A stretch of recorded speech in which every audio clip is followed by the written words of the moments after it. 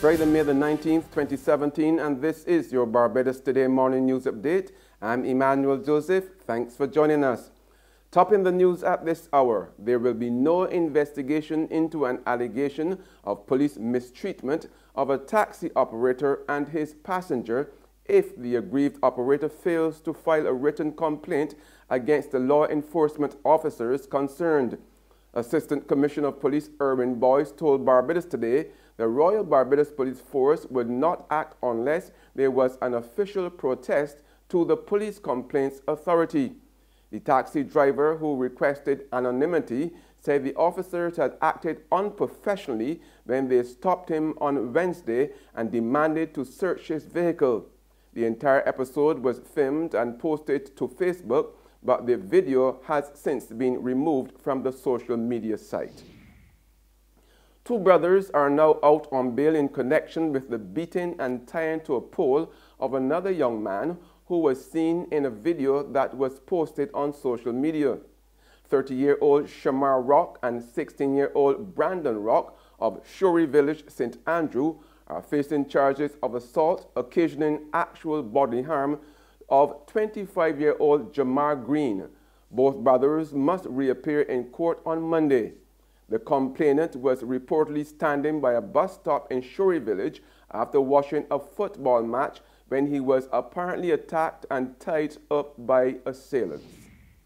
Meanwhile, 31-year-old Jamar Hall of Walkabout Path, Eden Lodge, St. Michael, is also on $10,000 bail after pleading not guilty to wounding 35-year-old Kidway McCollin with intent while at Church Drive, Eden Lodge on April the 7th.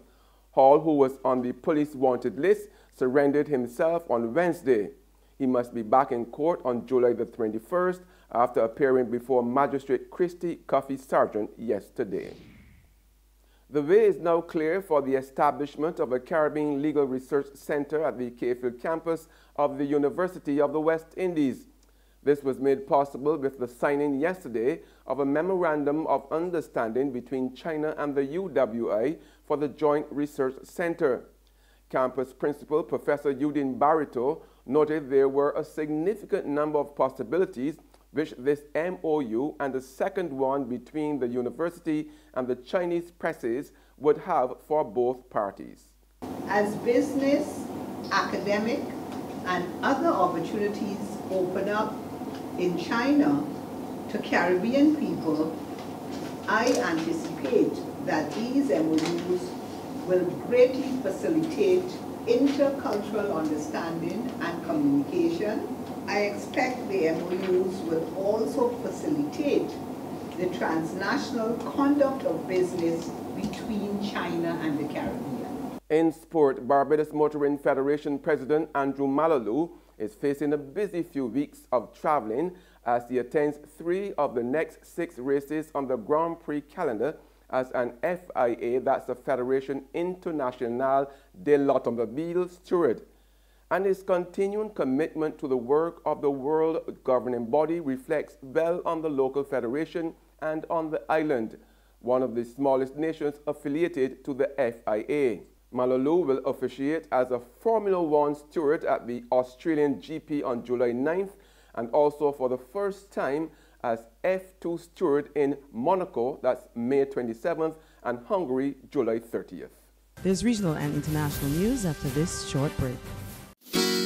When it comes to your family, what do you dream of? Enjoying the sights of Italy, seeing the Eiffel Tower for the first time, or experiencing the cuisine of Spain? Courts can make your family dream come true. Shop at Courts for a chance to win a dream cruise for a family of 4. Spend $999 or over at any Court store or online at shopcourts.com. Every $100 gets you a chance to win that cruise to give you more fun time with your family by cruising the Mediterranean, a value of over $20,000. So stop dreaming and start shopping to make your dream come true at Courts, bringing value home.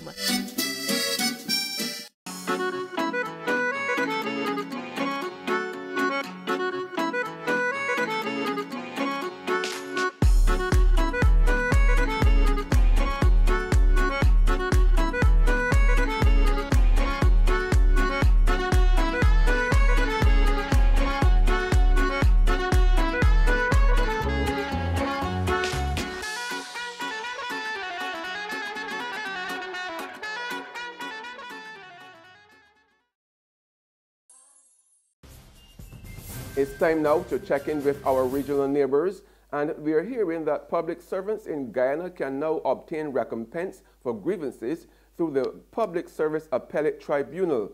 A chairman and 2 members have just been sworn in after more than 2 decades of inactivity of that tribunal. Sean Embrack reports. Justice Nanram Kisoon was on Wednesday sworn in as chairman of the Public Service Appellate Tribunal.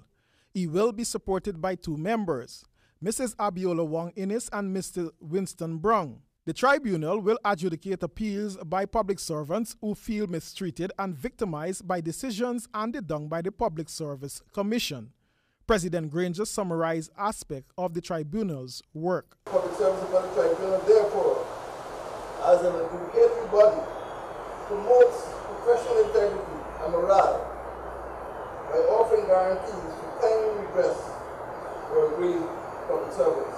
Justice Kisoon, in invited comment, said the tribunal will begin work immediately and work expeditiously to bring speedy resolutions to issues affecting public servants.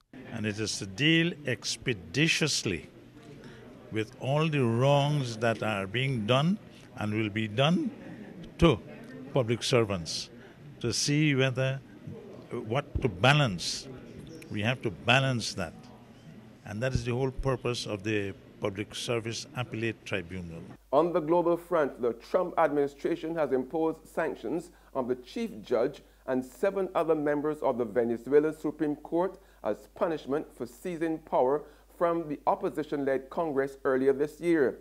The new sanctions package was aimed at stepping up pressure on the leftist government of Venezuelan President Nicolas Maduro and his loyalists amid growing concern over a crackdown on street protests and his efforts to consolidate his rule over the South American oil-producing country. And in other news, the U.S. has taken blame for Mexico's bloody battle with hard drug production, organized crime, and murder. U.S. Secretary of State Rex Tillerson said bluntly during a news conference that Americans must own this problem, citing America's pervasive demand for the illegal drugs and being the only market where they end up. More than 7 tons of heroin were seized in the United States last year alone. That's nearly 15,000 pounds of hard narcotics. This is how it gets here. Nearly all heroin destined for America comes from drug cartels in Mexico and Colombia. It starts with the seed of an opium poppy, planted, then harvested 3 months later. The seed pods are sliced, releasing a milky fluid that turns dark and sticky. This is raw opium in its simplest form. Once extracted, it's taken to labs, where the opium is mixed with hot water to release the key ingredient, morphine. Various chemicals are added, and after several days, the clay-like morphine base is dried and turned into powdery heroin. Cartels smuggle heroin into the U.S. any way they can, but most often getting it through U.S. border checkpoints. Traffickers disguise it, hide it, and bury it deep inside cars, trucks, and yes, even people. And that's news and sports. But for the very latest, visit our website at www.barbadostoday.bb. Also subscribe to our e-paper, email updates, and like us on Facebook. We are also on Izumi Media in bus terminals, or screenplay at supermarkets and gas stations near you, as well as Mix 96.9 FM. I'm Emmanuel Joseph. Have a fantastic day.